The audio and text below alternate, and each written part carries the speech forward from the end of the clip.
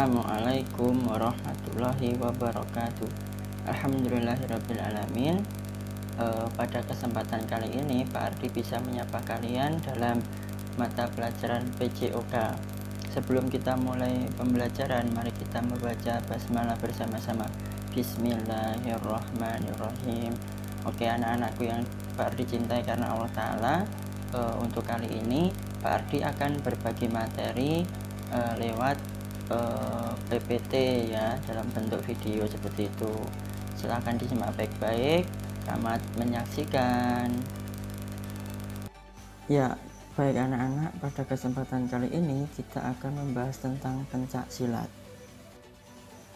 Secara etimologi di Asia Tenggara dikenal dengan istilah silat, tapi di Indonesia istilah yang digunakan adalah pencak silat. Itu dipakai sejak tahun 1948, gunanya untuk mempersatukan berbagai aliran seni bela diri tradisional yang berkembang di Indonesia. Kemudian nama pencak digunakan di Jawa, sedangkan silat digunakan di Sumatera, Semenanjung Malaya, dan Kalimantan.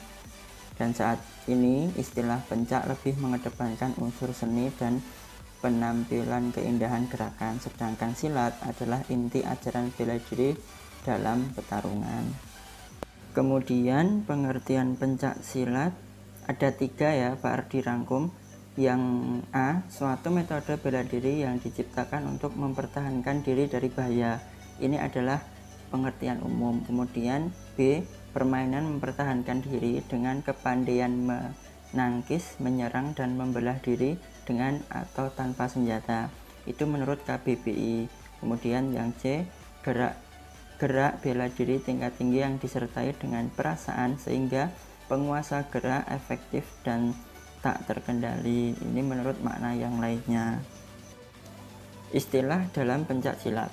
Kuda-kuda adalah posisi menapak kaki untuk memperkokoh posisi tubuh. Kuda-kuda yang kuat dan kokoh penting untuk mempertahankan posisi tubuh agar tidak mudah dijatuhkan. Kuda-kuda juga penting untuk menahan dorongan atau menjadi dasar titik tolak serangan. Kemudian berikutnya ada sikap dan gerak. Pencak silat ialah sistem yang terdiri dari sikap atau posisi dan gerak-gerik atau pergerakan. Ketika seorang pesilat bergerak ketika bertarung, sikap dan gerakannya berubah mengikuti perubahan posisi lawan secara berkelanjutan. Yang berikutnya adalah langkah. Ciri khas dari silat adalah menggunakan langkah. Ada beberapa pola langkah yang dikenali, contohnya langkah 3 dan langkah 4. Kemudian selanjutnya adalah kembangan, yaitu gerakan tangan dan sikap tubuh yang dilakukan sambil memperhatikan, mewaspadai gerak-gerik musuh, sekaligus mengintai celah pertahanan musuh. Kembangan utama biasanya dilakukan pada awal laga dan dapat bersifat mengantisipasi serangan atau mengelabui musuh. Seringkali gerakan kembangan silat menyerupai tarian atau dalam main po Sunda menyerupai ngibing atau berjoget.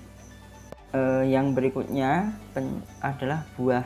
Pencak silat memiliki banyak teknik bertahan dan menyerang. Secara tradisional, istilah teknik ini dapat disamakan dengan sebuah buah. Pesilat biasa menggunakan tangan, siku, lengan, kaki, lutut, dan tapak kaki dalam serangan.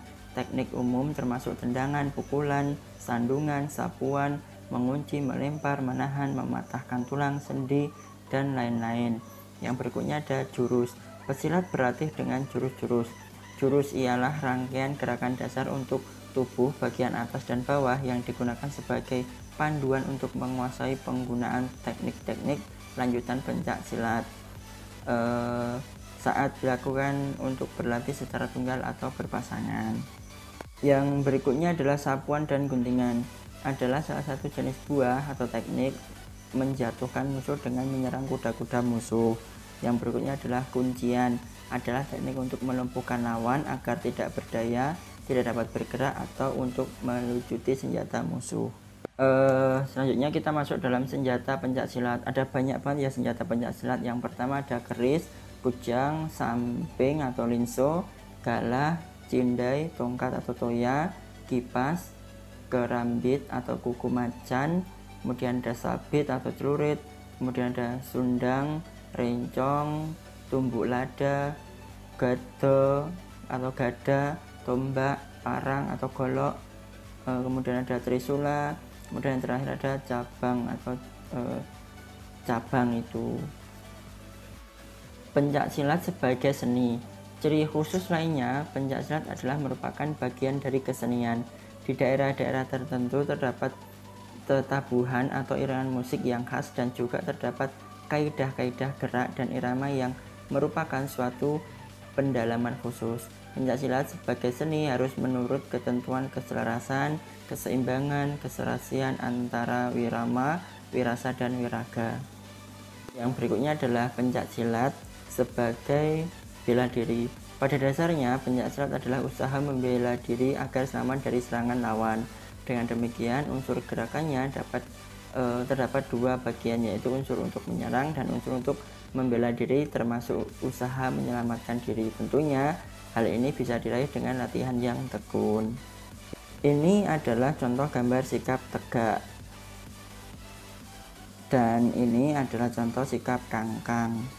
Lalu ini adalah gambar contoh sikap kuda-kuda. Ada beberapa macam ya sikap kuda-kudanya. Kemudian ini ada sikap jongkok dan sikap duduk. Ada beberapa macam juga. Lalu ada contoh gambar sikap berbaring dan sikap khusus. Kemudian di pencaksilat itu mempunyai tata tertib. Yang pertama adalah upacara pembukaan latihan yang terdiri atas A. Menyiapkan barisan, B. Berdoa dipimpin oleh pelatih, C. Pembacaan prasetya pesilat Indonesia, D. Penghormatan kepada pelatih dipimpin oleh pimpinan barisan.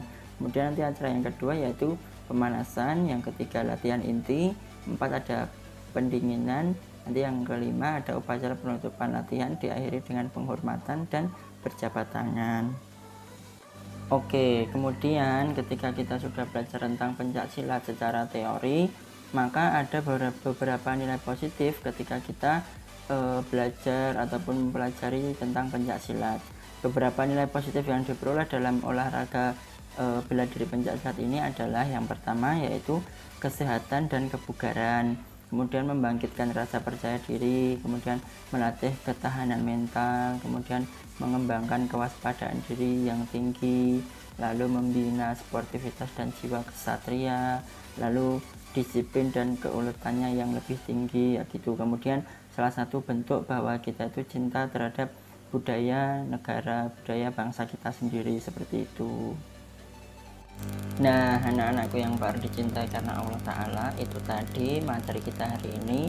Mudah-mudahan bisa menambahkan ilmu bagi kita dan mendapatkan hikmah yang baik tentang materi tadi, seperti itu. Nah, anak-anakku, barang siapa yang belum paham tentang materi yang Pak Ardi sampaikan barusan, nanti bisa WA Pak Ardi ya, WA Pak Ardi, kemudian tanya yang belum paham yang mana, bisa disampaikan seperti itu. Nah, selamat melanjutkan belajar, jaga kesehatan selalu, dan mudah-mudahan kita dalam kondisi yang sehat dan berkecukupan semuanya, seperti itu. Allahumma amin. Demikian dari Pak Ardi, kurang lebihnya mohon maaf. Mari kita akhiri dengan membaca hamdalah bersama-sama. Alhamdulillahirabbil alamin. Terima kasih. Wassalamualaikum warahmatullahi wabarakatuh.